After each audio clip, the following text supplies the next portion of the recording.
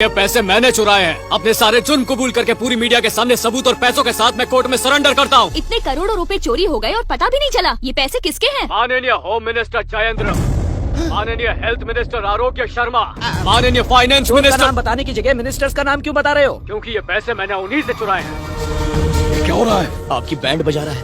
ये तो कुछ नहीं, उन्होंने अरबों के स्कैम किए हैं। मंत्री दीमक की तरह जनता का पैसा खाते जा रहे हैं।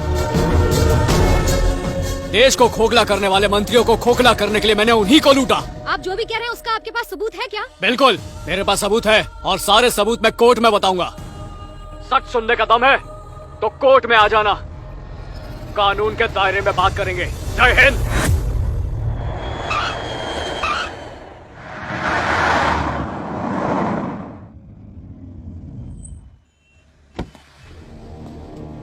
ये हमारे विक्रांत भैया के पापा है। इतने सारे लोग विक्रांत सर के लिए आए हैं। विक्रांत के लिए? सर ये पता है, आई नो। ये अक्षरा है, विक्रांत जुडिशियल कस्टडी में, इसी ने मुझे बताया। थैंक यू बेटा। भैया, भगवान ने आपको एक बेटा दिया है और उस बेटे के रूप में हमें भगवान मिला है। इंसान को जब दुख होता है तो उसकी आंखों में आंसू आते हैं, और हमारी आंखों के वही आंसू पोंछने के लिए भगवान ने आपके बेटे को भेजा है।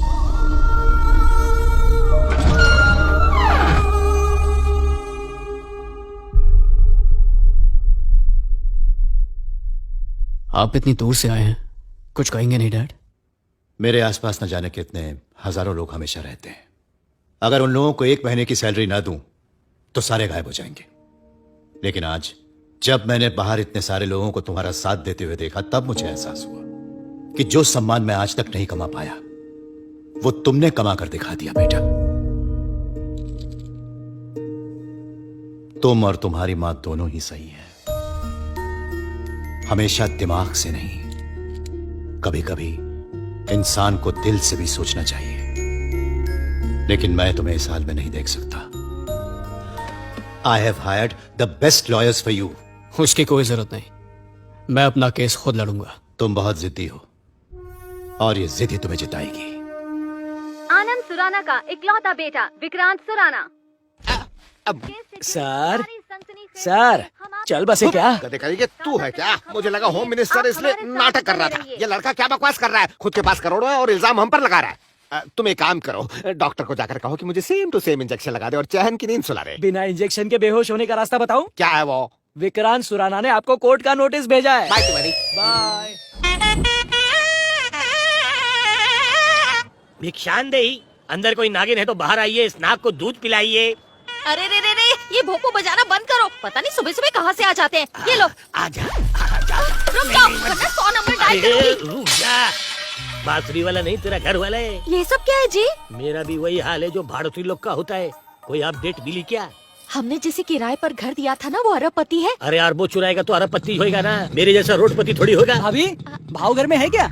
वो अभी तक घर नहीं आए। क्या भाभी, भाव तो घर घर में टीवी लगवाने वाले थे, पता नहीं कहाँ चले गए। बालक वही काम से वो तोशिबा कंपनी में बात करने गए हैं जापान में। तोशिबा? हमें तो सोनी कंपनी की टीवी चाहिए। अरे ये वेड़िया माजी लागली है कि तुला टीवी चाहिए। चल निकल निकल।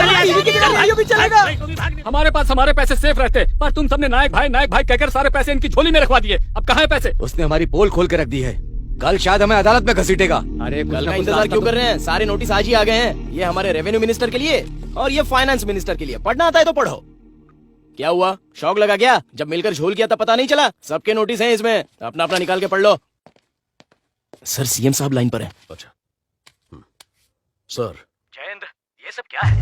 तुम्हारी वजह से पार्टी बदनाम हो रही है। तुम पर लगे आरोप झूठे साबित करो, वरना रिजाइन करो। क्या कहा सीएम ने? रिजाइन करने के लिए कहा ना? जानता था, अच्छी तरह जानता था। मुझे पता था कि ये नौबत जरूर आएगी। अब भुगतो। अब और कुछ कहा ना तो तेरे टुकड़े टुकड़े करके यही दफना दूंगा। शांत हो जाओ नायक, इसे छोड़ दो। पहले कोर्ट के नोटिस का सोचो। मुझे अच्छे से पता है क्या करना है। सुने, एक छोटी सी तब्दीली। सारे बैरिक भरे हुए हैं, इसलिए आज रात ये सारे कैदी तेरे सेल में सोएंगे। सुबह तक तू रहेगा नहीं ना? अब मतलब तू सुबह कोर्ट चला जाएगा ना सुनवाई के लिए?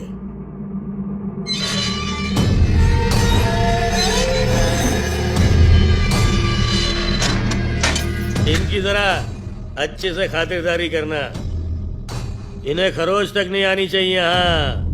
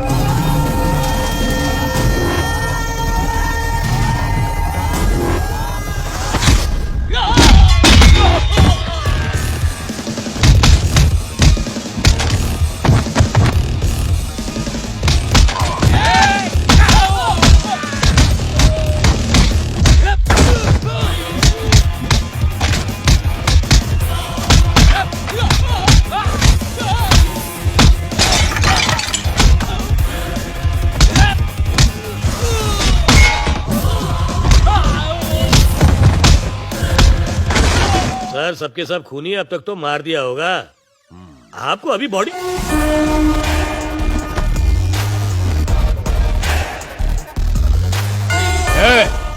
बोल अपने मालिक को चाहे जितने गुंडे भेजना भेज दे। उसका खेल खत्म हो चुका है और अब इस खेल का सिर्फ मैं ही खिलाड़ी हूँ।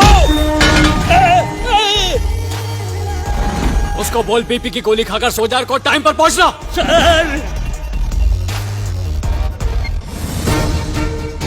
पूरे राज्य के कैबिनेट मिनिस्टर्स अदालत में पहुंचे।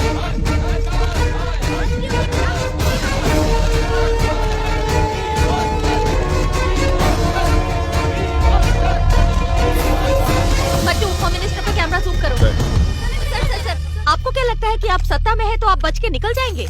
कोर्ट के न्याय पर मुझे विश्वास है। हमें विश्वास कोर्ट पर नहीं करना है, हमें उस वकील पर विश्वास करना है जो हमारा केस लड़ रहा है। शरद कुलकर्णी का नाम सुना है ना? वही वकील जिसने सेंट्रल मिनिस्टर को करप्शन चार्जेस से बचाया था, वही ना? हाँ वही, पर उसकी फीस है 50 लाख। केस की? नहीं, घंटे की।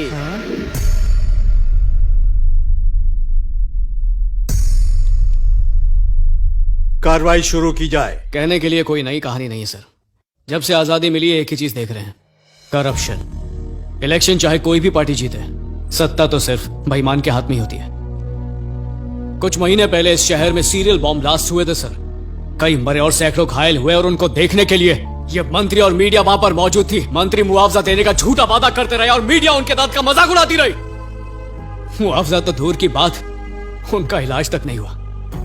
एक बॉम्ब ब्लास्ट ही क्या, चाहे फ्लाईओवर गिर जाए, ट्रेन गिर जाए, बस गिर जाए, बारिश आए, तूफान आए, सूखे में किसान आत्महत्या करने पर मजबूर हो जाए, एक पैसा भी उन तक नहीं पहुंचता है।